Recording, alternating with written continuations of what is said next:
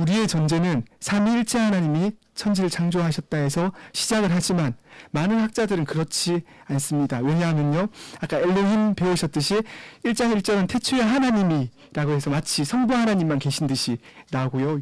1장 2절에 보면은 그때 하나님의 신이라는 용어가 나오기 때문에 마치 2절에는 성령이 등장하는데, 그렇다면 성자 제2위 하나님이 어디 있는가 해서 마치 천지 창조 시에 제2위 성자 그리스도는 계시지 않은 듯이 많은 학자들이 이야기하지만 저희는 그렇게 볼 이유도 조금의 근거도 없습니다. 저희는 삼위일체 하나님께서 그 천지 창조 가운데 똑같은 각 위격의 성부, 성자, 성령께서 동일한 권능으로 일하신 것임을 전제하고 본문을 볼 것입니다. 칼빈 목사님은 1563년에 10살밖에 안 된 당시에 헨리 왕자에게 쓴 창세기 주석의 첫 부분에 창세기를 논증하는 논증의 글을 썼습니다. 거기서 모세가 창세기를 기록했는 의도를 이렇게 말하고 있습니다. 하나님의 작품들 가운데서 우리가 그분을 발견할 수 있도록 하는 것이다. 다른 거창한 이유가 아니라 너무도 상식적인 이야기인 듯이 보이는 하나님의 작품들 가운데서 우리가 그분을 발견할 수 있게 하는 것이다 라고 헨리 왕자에게 첫 논증을 쓰고 있습니다. 우리는 마치 창세기의 주제가 너무 단순한 듯이 생각하는 경우가 많습니다. 1장 그러면 당연히 천지창조라고 생각하지만 그렇지 않음을 알 수 있습니다. 구약학자인 오스왈드 알리스라는 학자가 말하기를 창조에 대한 설명이 단순하게 보인다고 해서 독파하기 쉬운 장이라고 생각하거나 추리해서는 아니 된다.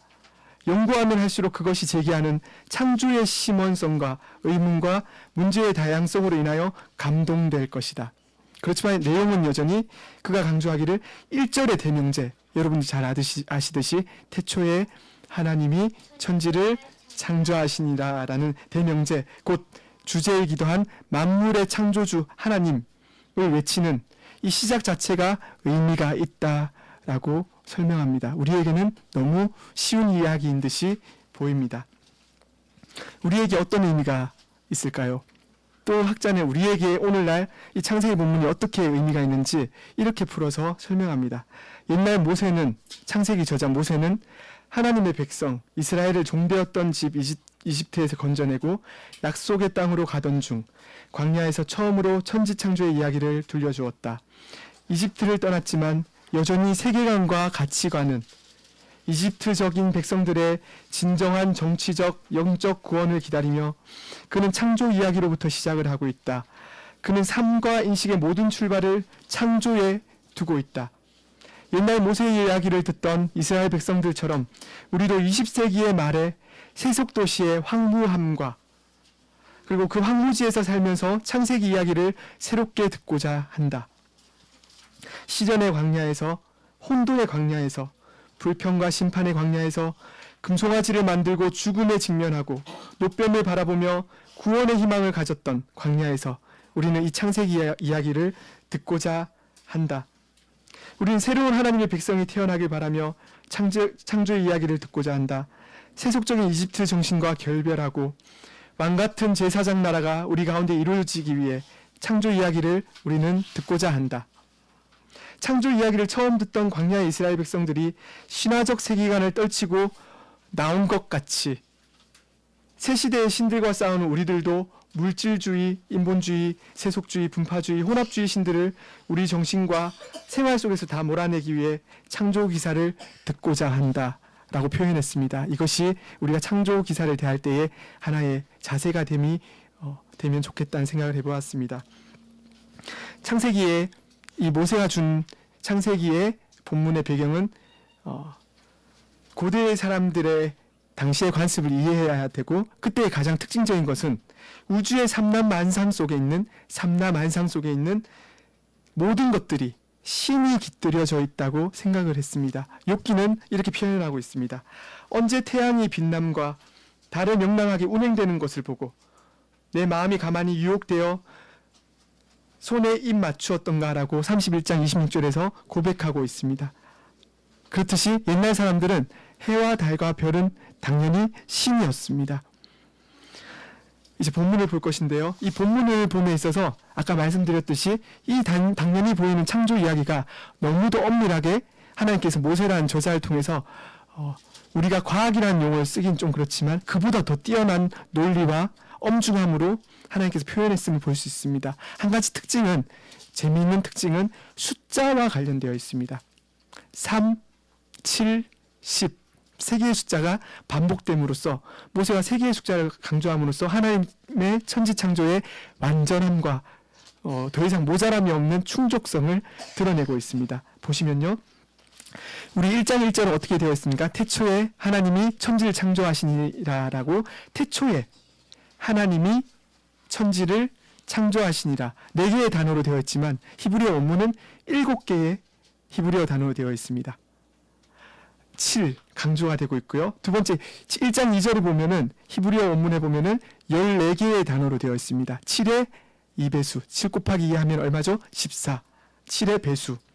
그리고 셋째로 우리가 오늘 본문의 마지막 단락인 2장 1절부터 3절이 한 단락으로 구성되는데, 2장 1절부터 3절을 보면은 우리 본문으로, 우리 한글로는 볼 수 없지만 35로 되어 있습니다. 7은 몇 배수입니까? 5배수이죠. 7 곱하기 5라는 형식으로.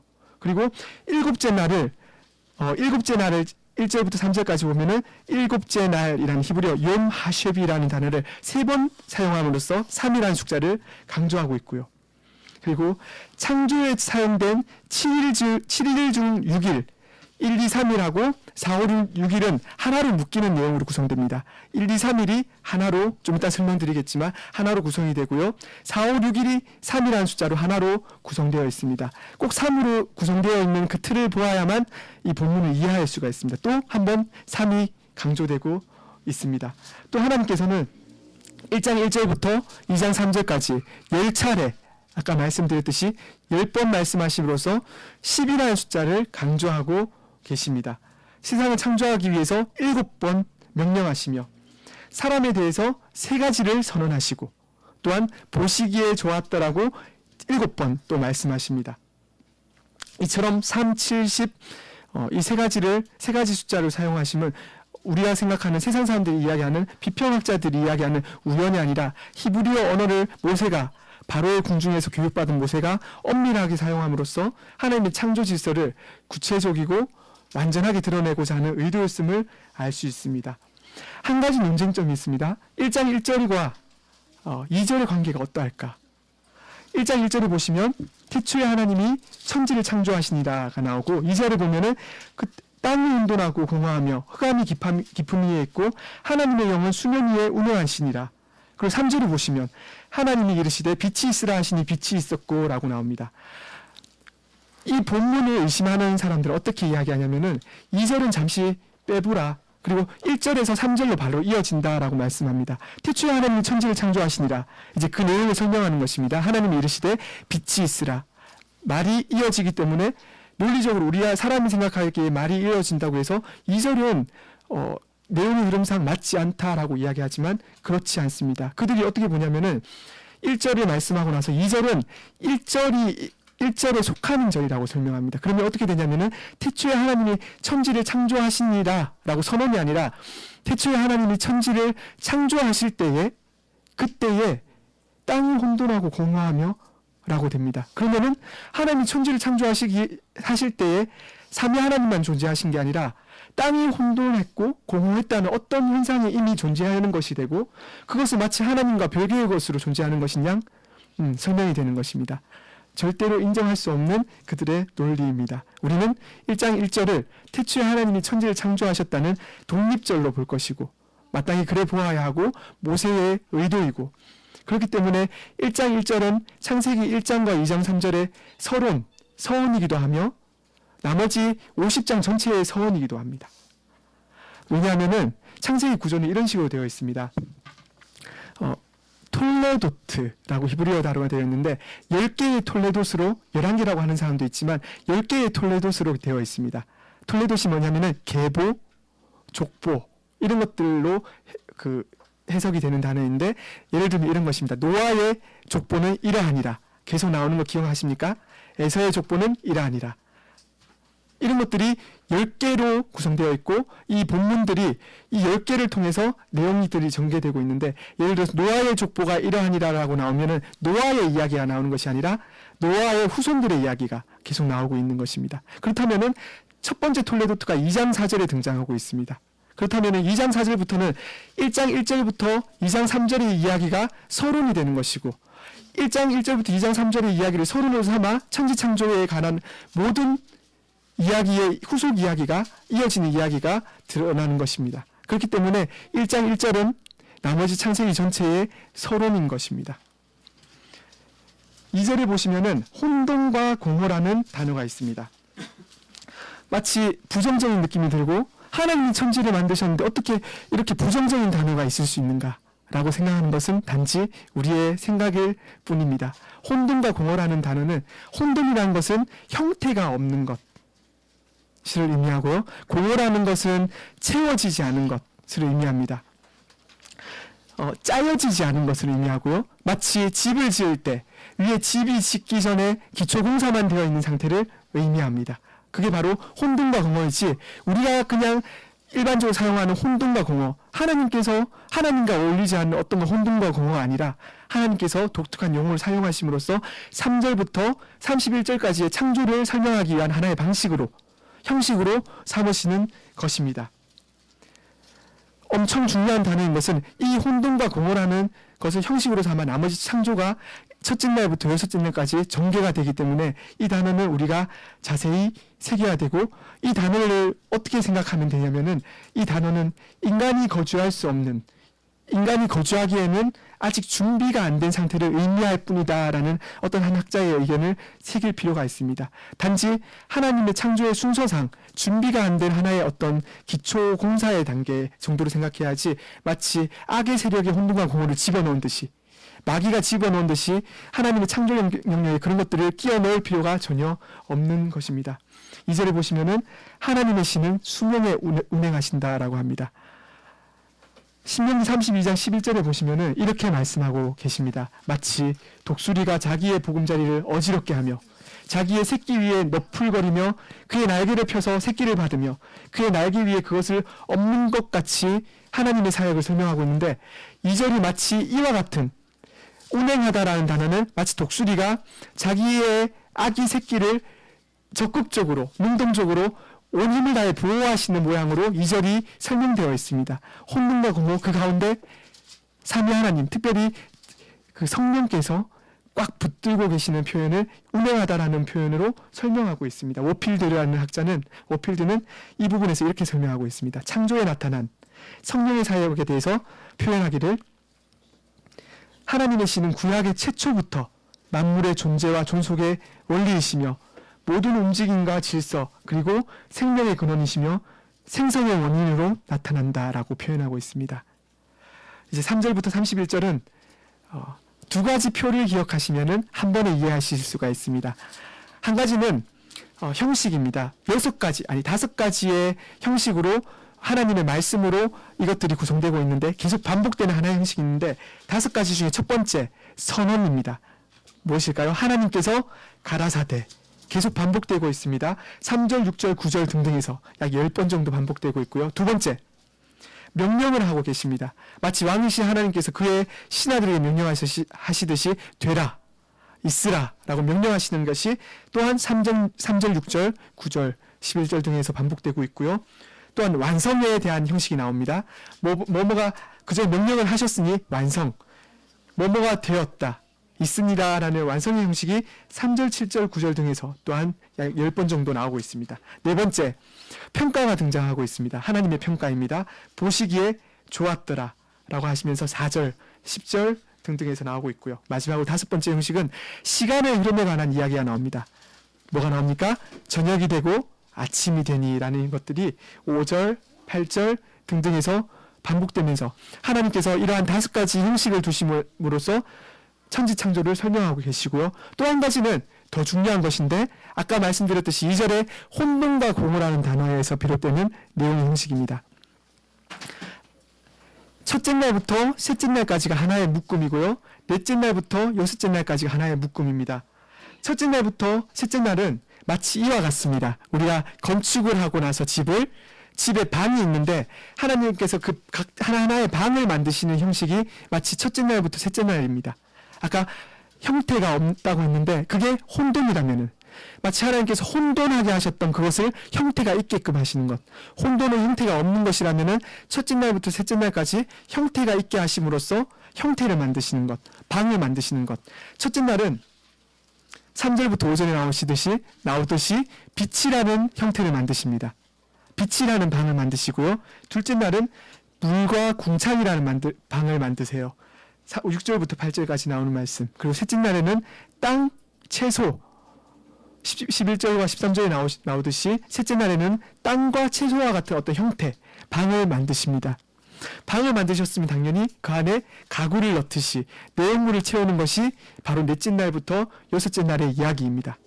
넷째 날에는 첫째 날의 방을 만들었던 그 빛에다가 내용을 무엇을 채우시는지 보이십니까?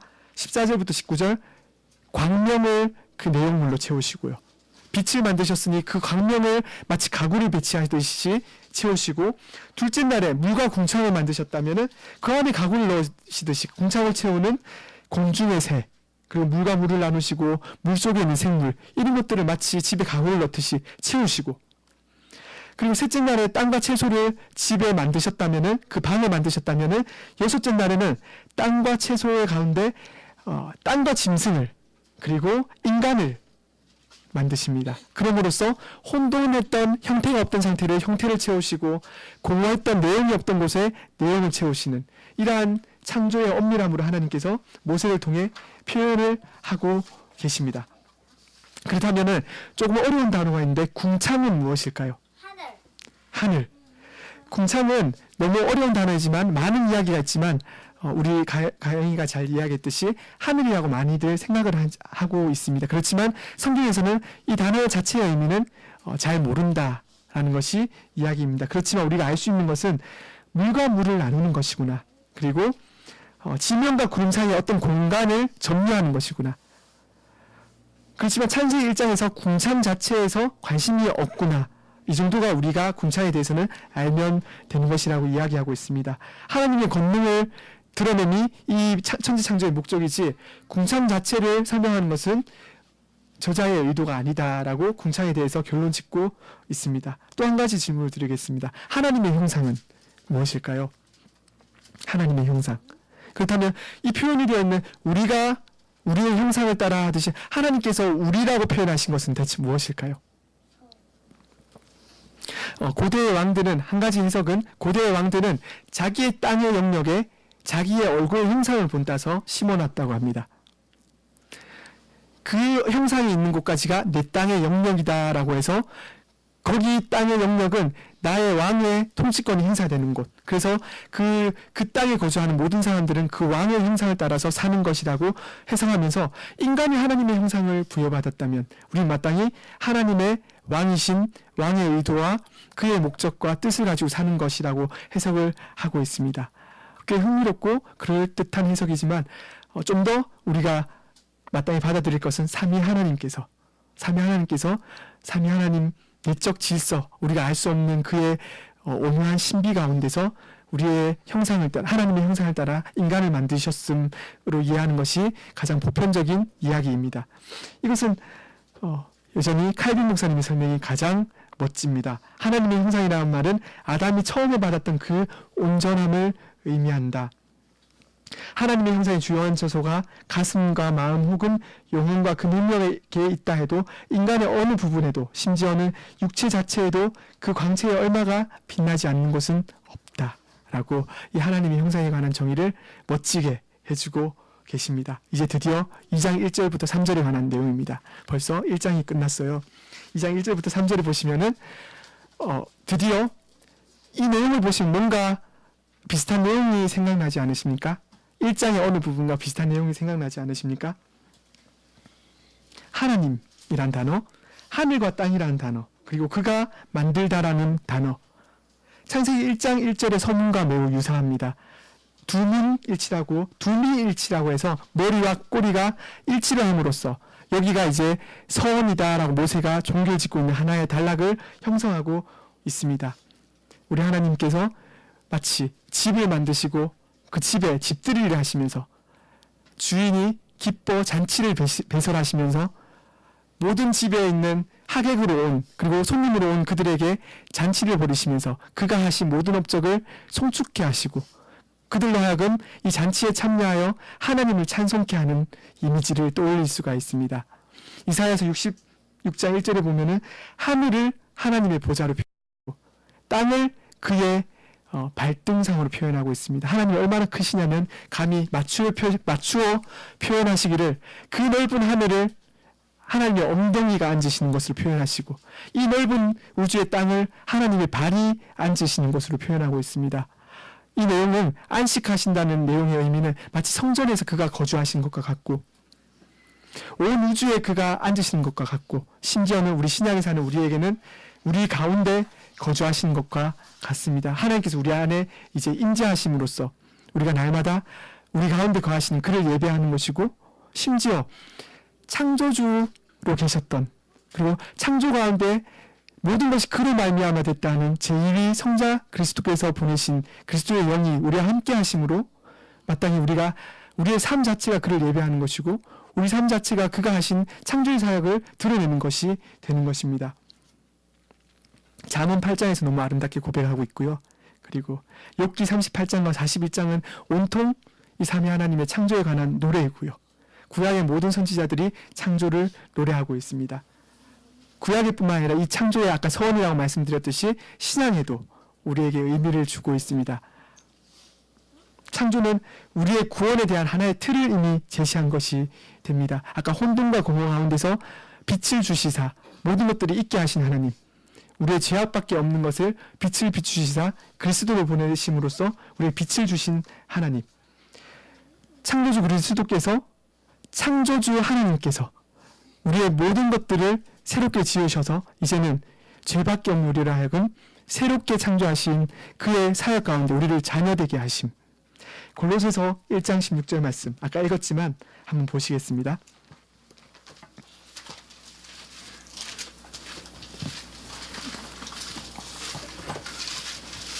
골로새서 1장 16절 말씀입니다.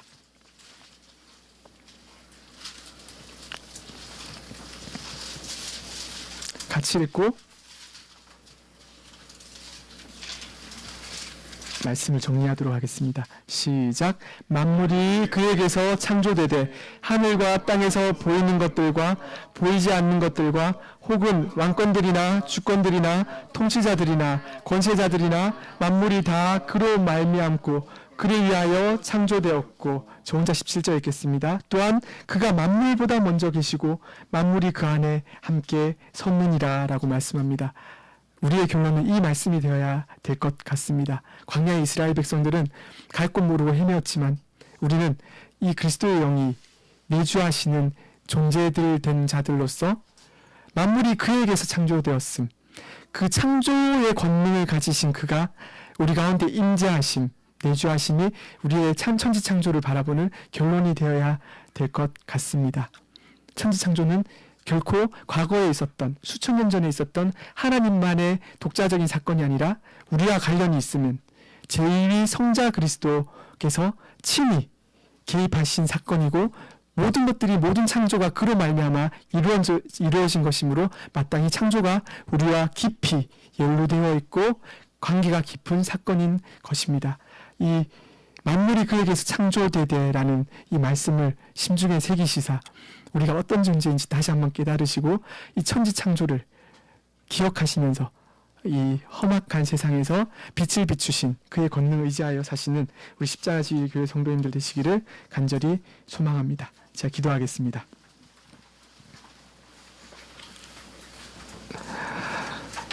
성부께서 모든 충만으로 예수 안에 거하게 하시고 그의 십자가의 피로 화평을 이루사 만물 곧 땅에 있는 것들이나 하늘에 있는 것들이 그로 말미암아 자기와 화목하게 되기를 기뻐하셨다고 하신 삼위 하나님을 찬송합니다.